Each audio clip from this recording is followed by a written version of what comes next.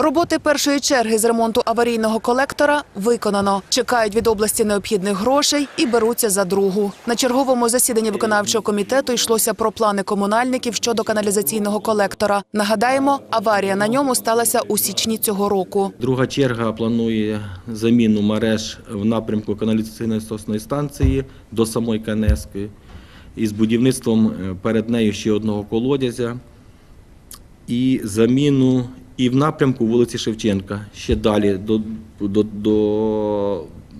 до наступного колодязя. Тобто цього, яку просунували, ще до наступного колодязя.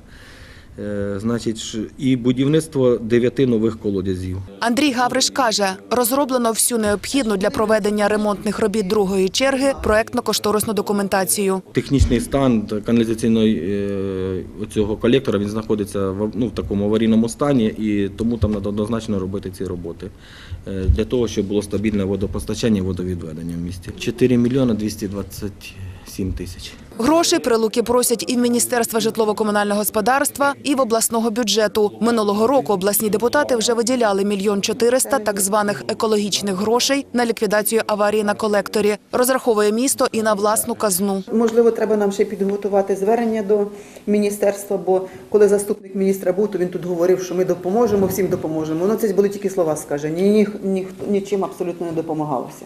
То, можливо, треба нам без звернення підготувати, нагадати про ці обіцянки і, можливо, разом з 3 бюджетів. І ми виконали протягом 2019 року такі важливі ремонтні роботи на цих об'єктах. Ремонтні роботи першої черги вартували місту трохи більше 3 мільйонів гривень. Ще у 2 мільйони обійшлася робота насосного обладнання.